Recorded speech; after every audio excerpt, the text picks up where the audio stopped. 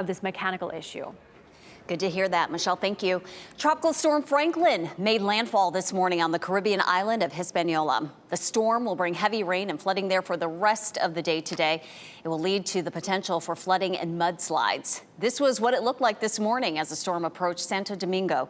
Elizabeth Gardner is in the WRAL Severe Weather Center with a look at why the storm may have impacts for North Carolina's coast. Well, let's take a look at this storm right now. It is over Hispaniola. Of course, we have the Dominican Republic here in the east and Haiti in the west. Right in the middle of this island is where the heaviest rain is going to be, probably 5 to 10 inches of rain. So they're likely to have some flooding and mudslides here. It's moving north at 13 with 40-mile-per-hour winds, and it is weakened now as it's moved over land. Of course, it interacts with the land, the friction, and the winds tend to slow down. So it'll be back down to 45 miles per hour for a bit, but up to 65 miles per hour by Friday morning, and by Saturday morning, maybe a hurricane. It makes a little bit of a jog out here in the Atlantic and then ends up shifting a little bit farther to the west toward the United States. But none of the models bring it on shore in North Carolina. It does strengthen, though, to a Category 2 potentially by 8 a.m. on Monday morning as it moves past Bermuda, which is right there.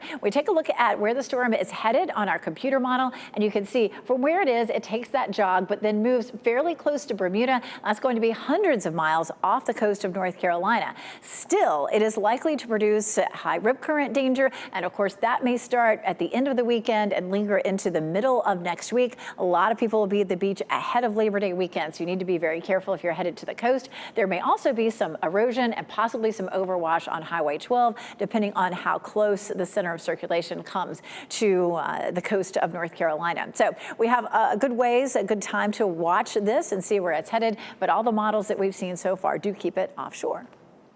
Thanks, Elizabeth. It took nearly a quarter of a century, but North Carolina